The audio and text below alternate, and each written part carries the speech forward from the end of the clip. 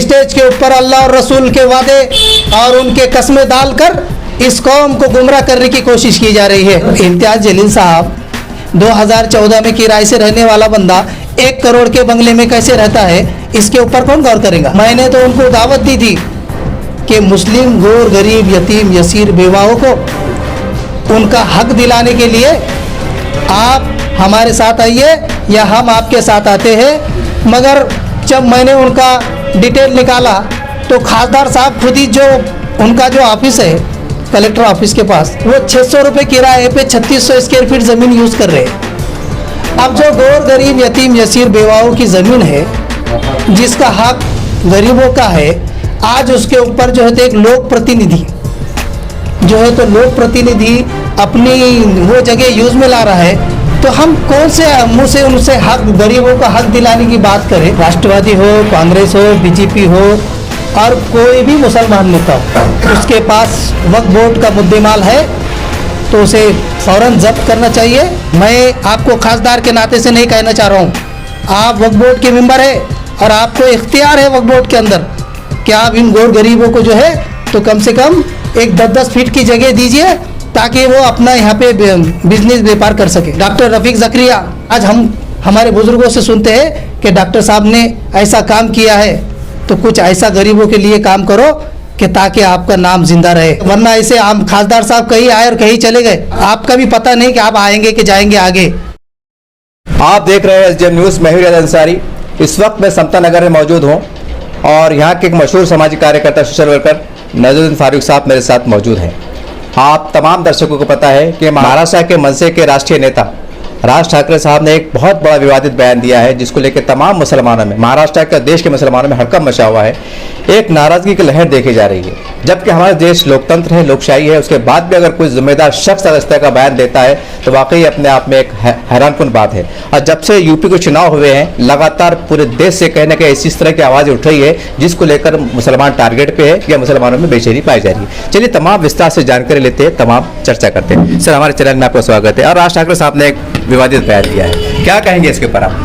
देखिए, राज ठाकरे साहब ने जो मस्जिद के भोंगों को लेकर, लाउड स्पीकर को लेकर जो अपनी राय लोगों के सामने रखी है, मैं राज ठाकरे साहब से कहना चाहता हूं कि राज ठाकरे साहब, ठीक है, तुम्हारी राय तुम्हारे हद तक ठीक है, मगर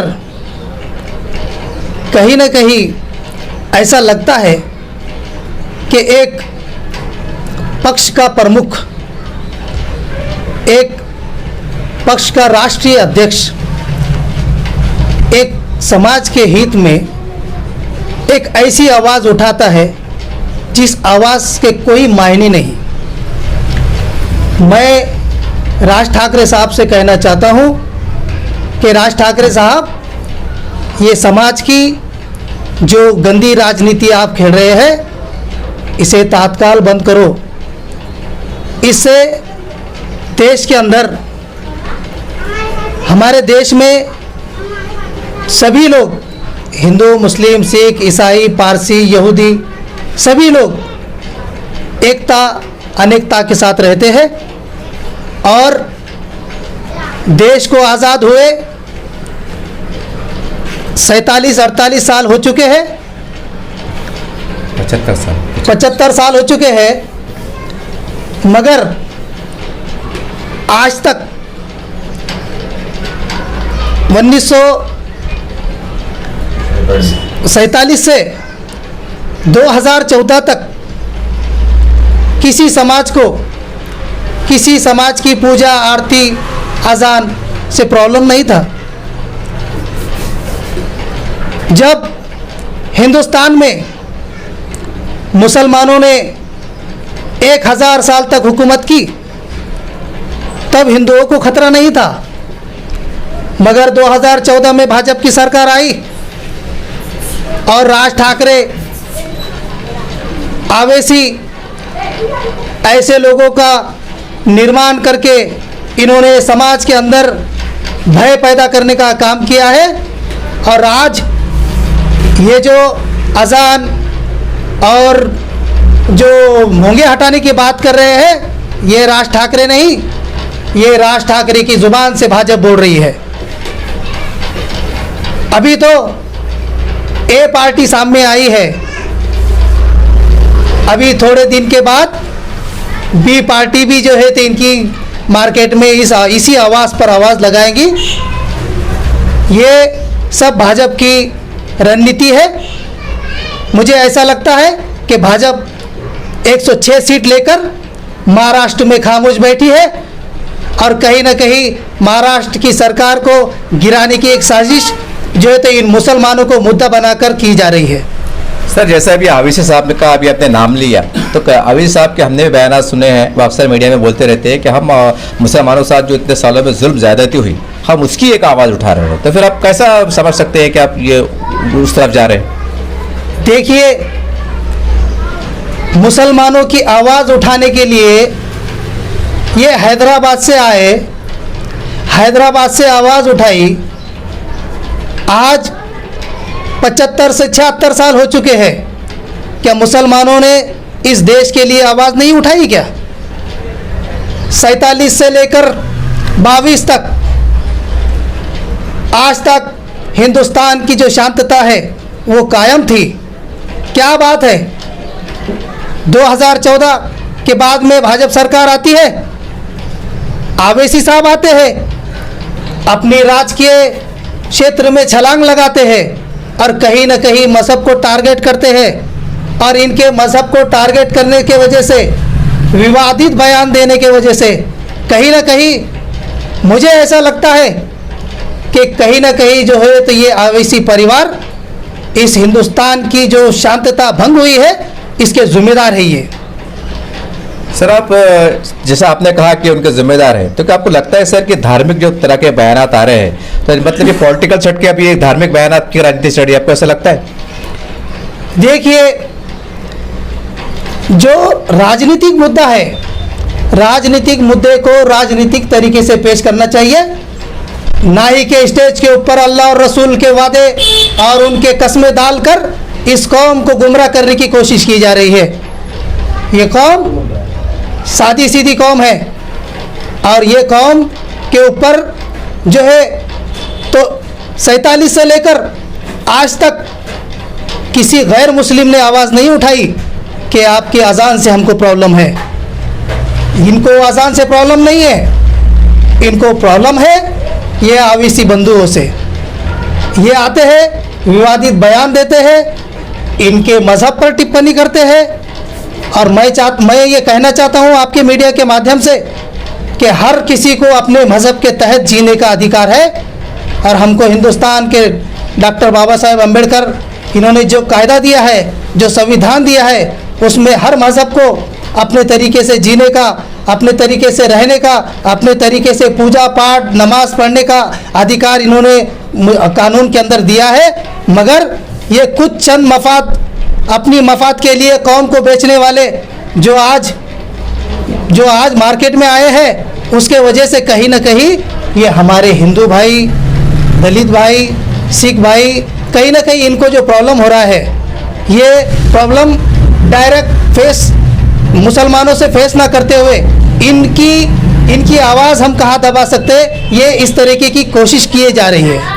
सर, जैसा आपने कहा कि जैसा राज ठाकरे साहब ने जो बोला है वो तो अजान के ऊपर से बोला है, तो फिर इसमें अवीसी साहब का कहाँ से जोड़ के देखते हैं आप? यानी क्या तर्क है ये? मतलब वो तो सीधा कह रहे हैं कि हमको आपकी अजान से प्रॉब्लम है, जो भी है, तो इसमें अवीसी साहब का बीच में आ जाना, तो ज़रा खुल के बोलिए कि आप ऐसा कैसा मैच कर पा रहा है इस पर? देखिए, मैं राजनीतिक तौर से और मैं राज ठाकरे साहब से भी ये कहना चाहता हूँ कि राज ठाकरे साहब आज जो है तो शेतकरी का बच्चा ऑनलाइन आकर इंड्रेस स्पीकर जो है तो वो अपनी आत्महत्या कर रहा है।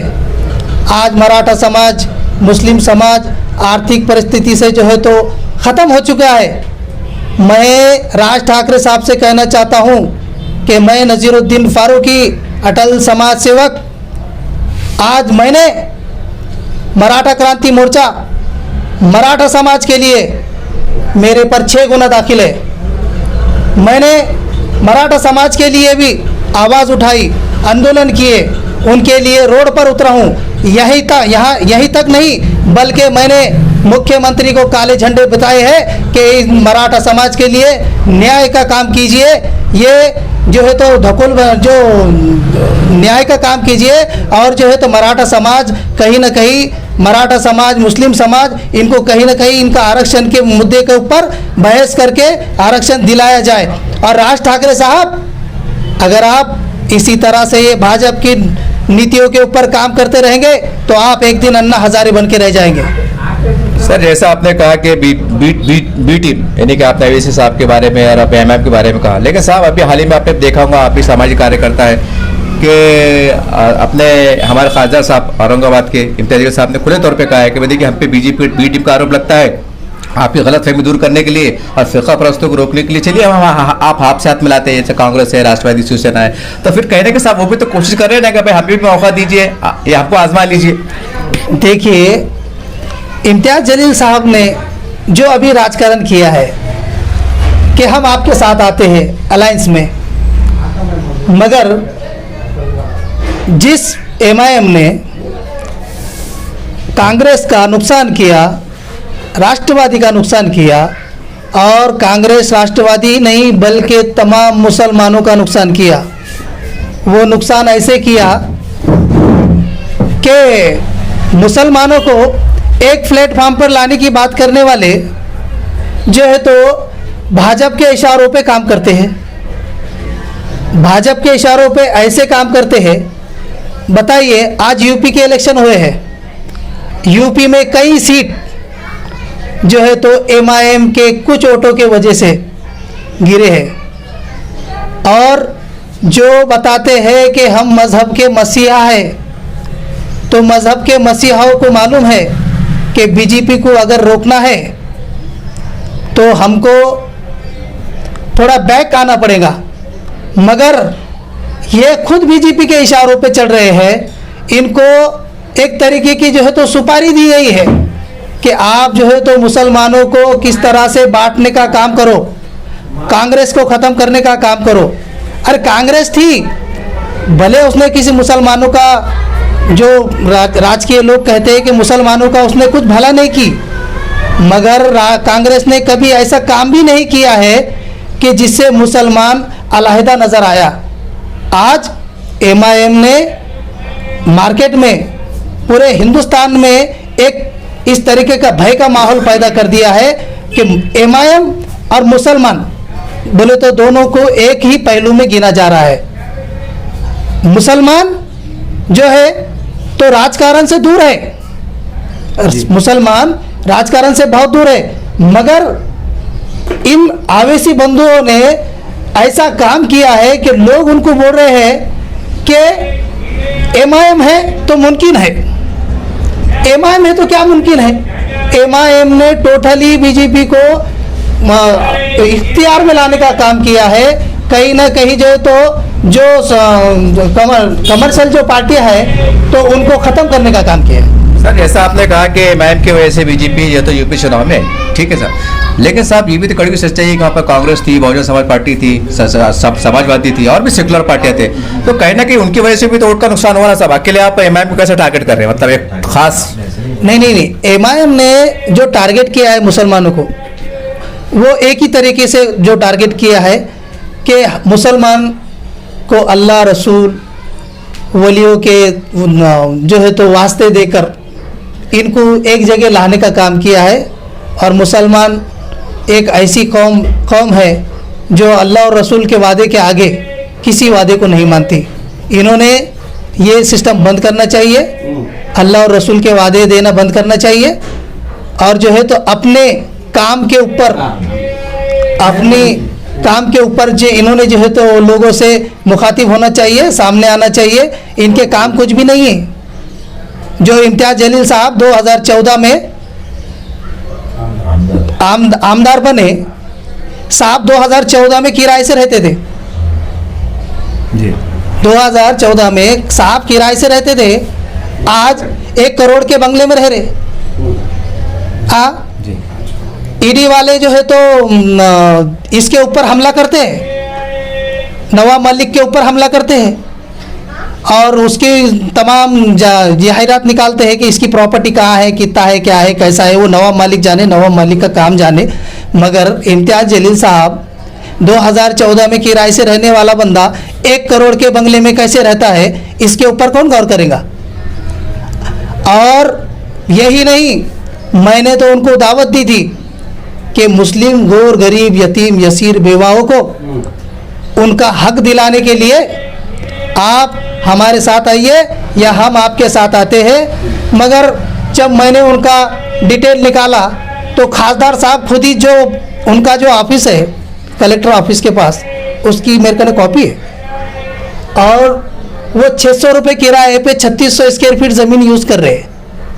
अब जो गौर गरीब यतीम यसीर बेवाओं की ज़मीन है जिसका हक गरीबों का है, आज उसके ऊपर जो है तो एक लोक प्रतिनिधि जो है तो लोक प्रतिनिधि अपनी वो जगह यूज़ में ला रहा है, तो हम कौन से मुँह से उनसे हक गरीबों का हक दिलाने की बात करें। अरे मैं इम्तियाज़ जलील साहब से कहना चाहता हूँ कि आपने जो है तो इससे पहले क्रांति चौक का भी मुद्दा उठाया था। क्रांति चौक के मुद्दा उठाकर वहाँ पर क्रांति चौक से जो है तो जालना रोड की वक्फ बोर्ड की प्रॉपर्टी का आवाज़ उठाई थी, मगर उसके ऊपर भी आज तक कोई निर्णय नहीं। जबकि हमारे क्रांति चौक का जो कब्रस्तान है 17/9/72 सिटी सर्वे नंबर, जिसमें हमारा कदीम मस्जिद का कब्रस्तान है, उसमें जो मुनि महाराज और बहुत सारे जो है तो वहाँ पे होटल्स वगैरह है और टिल्लू महाराज जो उनके बहुत सारे होटल्स वगैरह हैं वहाँ पे, और उसका फैसला भी हो चुका है वक्फ बोर्ड के तरफ से जो है तो उसका फैसला आ चुका है और खासदार साहब खुद वक्फ बोर्ड के एक मेंबर है, तो वो आवाज़ क्यों नहीं उठ रही। उसकी आवाज़ हर आवाज़ उठती है और कुछ दिनों के बाद बंद हो जाती है, आवाज़ उठती है बंद हो जाती है, तो क्या माजरा है, आवाज़ बंद होने का माजरा क्या है। और गौर गरीबों को ये हक दिलाने के लिए कब सामने आएंगे।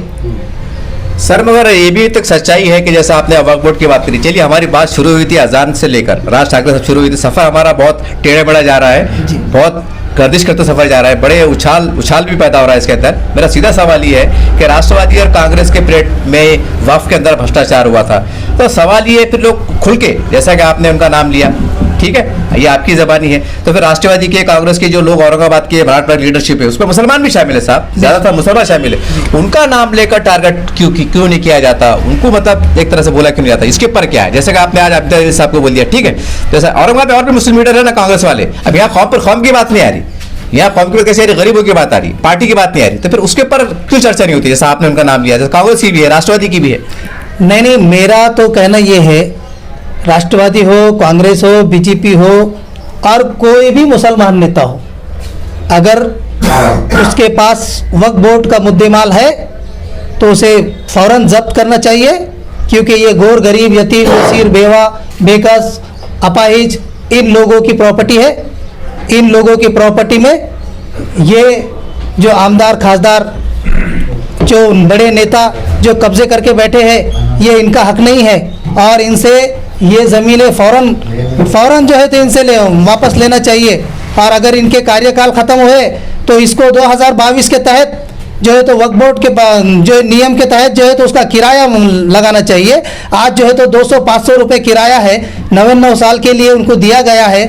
आज 10 रुपये की कीमत क्या है। इनको जो है तो 78 में 77 में जो है तो जो ज़मीन इनको इशू की गई है, जो जिसका किराया 2000 के अंदर है, 200 रुपये के अंदर है, ऐसे लोगों से वो प्रॉपर्टी रियलाइज़ करना चाहिए और उनका जो किराया है आज के तहत उसको जो है तो मुकर्रर करना चाहिए। सर महाराष्ट्र में कांग्रेस के राष्ट्रवादी के ये आगड़े सरकार के कई मुस्लिम नेता है, आमदार भी है और खासदार भी है, जो सेकुलरिज्म के नाम की दुहाई देते हैं, और एक तक पूरे महाराष्ट्र में एकलता एक एमआईएम का खासदार है। अब सवाल ये, एक तरफ आमदार बहुत से हैं जिनके पास सरकार महाराष्ट्र में चल रही है और कई खासदार भी है, वो एक तरफ और खासदार इम्तियाज़ जलील तरफ। अब कैसी तुलना करते हैं आप कि एक तो एक खासदार क्या इतना पावर में कर सकता है कि वो बिल्कुल अगर करना चाहे तो बिल्कुल कर दे, और एक तरफ इतनी बड़ी संख्या है आमदारों की खासदारों की, ये साहब हमारे पास तो लोग चाहिए ना, सर गिने जाते हैं। देखिए, खासदार का इख्तियार अलग और आमदार का इख्तियार अलग है। खासदार साहब का जो इख्तियार है जो बात करने का उनको इख्तियार दिया गया है वो आमदार को नहीं है। तो खासदार साहब ने अभी कुछ दिन पहले एक आवाज़ उठाई, आपने भी देखा होगा मीडिया पे जी कि हमने जो है तो 3,000 लोगों के लिए घरकुल लेकर आए। कितने साहब? 40,000 साहब? 40,000 लोगों के लिए हमने घरकुल की स्कीम लेकर आए हैं। जी। अब इसका जो है तो डॉक्टर भागवत कराड़ साहब भी बोल रहे कि ये जब प्रस्ताव हमने लाए थे तो मैं खुद उस मीटिंग में शामिल था। डॉक्टर भागवत कराड़ साहब का ये कहना है, ये बहुत बड़े लोगों की बात है ये, मगर जो है तो जबकि सारी दुनिया जग जाहिर है कि पंत प्रधानमंत्री योजना में ये स्कीम को चलाया जा रहा है, यानी इसका खासदार साहब से ना डॉक्टर भागवत कराड़ का इशू आता है, ना इम्तियाज़ जलील साहब का इशू आता है, और ये तो बिला वजह में मियाँ मुट्ठू बन के बैठे हैं। यानी काम किसका, नाम किसका? अरे लोगों को क्यों गुमराह कर रहे हैं, समाज को क्यों गुमराह कर रहे हैं? अरे जो समाज के लिए जो औरंगाबाद के सर्कल में ज़मीन पड़ी है, ओपन ज़मीन पड़ी है, कहीं ना कहीं उन गोर गरीब यतीम यसीर मुसलमानों को उनका हक दिलाओ, उनको वहाँ पर ले जाके बिठाने का काम करो। मैंने तो इससे पहले कहा था कि जहाँ पर भी मुसलमान वक्फ बोर्ड की ज़मीन खाली पड़ी है वहाँ पर मैं मुसलमान गोर गरीब यतीम यसीर बेवाओं को ले जाके बिठाने का काम करूँगा। मैंने आपके चैनल के माध्यम से कहा था। क्या बात है कि एक आमदार, एक खासदार जो मुसलमानों के गलियों के बच्चों ने खिचड़ियाँ बनाकर जो है तो इनको चुन के लेके आए, और ये साहब जो है तो इन गोर गरीब यतीम यसीरों की तरफ कब देखेंगे? अरे आपको जब जिस तरीके का मुसलमानों ने इख्तियार दिया है उसका कुछ तो इख्तियार आप इन गोर गरीबों पे दिखाओ। आप बता दीजिए कि इम्तियाज़ जलील साहब ने किसी गोर गरीब को जो है तो एक जो है तो टपरी की जगह दी है। अरे साहब, जो मुसलमानों की प्रॉपर्टी है, आज क्रांति चौक से लेके पैठन गेट तक मेरे गोर गरीब मुसलमान भाई बिरयानी की गाड़ी लगाते हैं, और वो बिरयानी की गाड़ी लगाने के बाद में 11 बजे पुलिस वाले उनको भागा भाग करते हैं, और जिनको हक नहीं है वो महाराज के आप जो है तो वहाँ पर जाके देखेंगे तो 12 बजे तक वहाँ पे भेल पाव क्या क्या बिक रहा है। यानी मुसलमान की जगह होने के बाद परेशान, और जिनका इख्तियार नहीं वो जो है तो वहाँ पर 12 बजे तक 1 बजे तक बिजनेस कर रहे, और मुसलमान कहाँ जाएगा? जबकि मुसलमानों का ये ज़मीन है, मुसलमानों को दी जानी चाहिए। और मैं इम्तियाज़ जलील साहब से कहना चाहता हूँ कि जितने भी जो है तो आपको इसलिए कहना चाहता हूँ कि आप जो है तो वक्फ बोर्ड के मेंबर है, मैं आपको खासदार के नाते से नहीं कहना चाह रहा हूँ, आप वक्फ बोर्ड के मेंबर है और आपको इख्तियार है वक्फ बोर्ड के अंदर कि आप इन गोर गरीबों को जो है तो कम से कम एक 10-10 फीट की जगह दीजिए ताकि वो अपना यहाँ पे बिजनेस व्यापार कर सके। सर, आप जैसा आपने कहा कि वक्फ बोर्ड के मेंबर हैं आप, वो हिसाब से आपने इख्तियार दिया, लेकिन वक्फ बोर्ड की अपनी बॉडी होती है और जो भी प्रस्ताव आता है उसके ऊपर मीटिंग होती है, चर्चा होती है, बात होती है। तो अकेले तो खासदार साहब भी कुछ कर सकते हैं ना, बाकी तमाम मेंबरों को भी काम है इसके अंदर बढ़ चढ़ के हिस्सा लेना। देखिए, खासदार साहब ने जो इससे पहले आवाज़ उठाई थी और पार्लियामेंट के अंदर जो है तो उन्होंने जो है तो पार्लियामेंट के अंदर जो है तो हीरा गोवा गुटखा जो है तो ऐसा लहरा के बताया था जी, बराबर है, आप सबने देखा था। तमाम जो है तो काले बिजनेस जो है तो उन्होंने पार्लियामेंट के अंदर लहरा दिए। तो क्या इन गोर गरीबों की आवाज़ को वहाँ पर उठा नहीं सकते क्या? क्या किसी तरीके का प्रस्ताव पास नहीं किया जा सकता है क्या?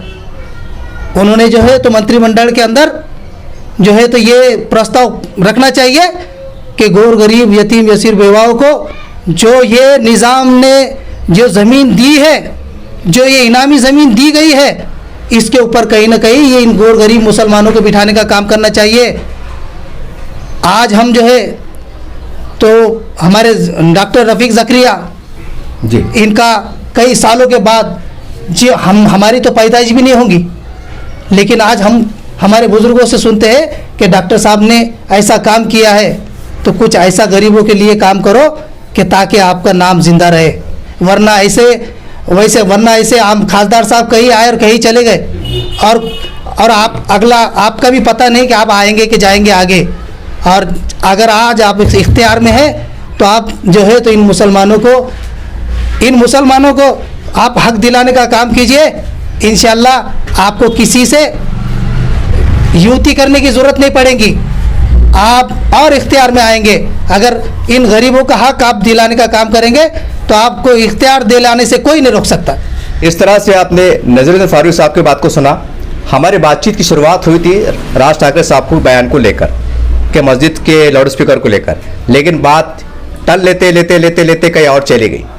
चलिए, अब जिन्होंने जो भी कहा है या आरोप है या सच है, ये हम जनता की अदालत में छोड़ते हैं, क्योंकि हमारे देश में लोकतंत्र है, लोकशाही है और जनता की अदालत सबसे बड़ी होती है। वो जो फैसला कर दे वो सर आंखों पे रखा जाता है और उन्हीं की मतों से सरकारें बनती है, कानून बनते हैं, पार्लियामेंट बनती है, अदालतें बनते हैं, जज बनते हैं, सब कुछ होता है। तो हम इसके ऊपर ज़्यादा तो कहना नहीं चाहेंगे क्योंकि हमने इसको जनता की अदालत में रख चुके हैं। लेकिन एक बात जो हम लगातार सर्वे के अंदर पा रहे हैं वो हमारे दिल की बात है, लोगों की, जनता की मन की बात है, सब मिला के आपसे कहना चाह रहे हैं। तमाम वक्फ बोर्ड के मेंबर हम सीधे तौर पे कहना चाह रहे हैं कि देखिए, वक्फ बोर्ड की ज़मीन जो होती है गरीब यतीम मुसलमानों की होती है, ये सरकार की ज़मीन नहीं है। आपको बिचकने की ज़रूरत नहीं है, आपको डरने की ज़रूरत नहीं है कि आप ठाकरे साहब के पास जाना पड़ेगा, फाइल लेके वो साइन करते कि नहीं करते, उनको पूछना पड़ेगा साहब मुसलमान को कॉलोनी बसाना है, आप इजाज़त देंगे तो करेंगे, ना तो नहीं करेंगे। ये ऐसी बेबसी की बात नहीं है, ये आपके हक की बात है। और बहुत हैरत की बात है कि मुसलमान बड़ी बड़ी मस्जिदें बनाने में कामयाब, बड़े बड़े इदारे खोलने में कामयाब, करोड़ों रुपए लगा के जो चंदे के जो तो मदद चलाने में कामयाब।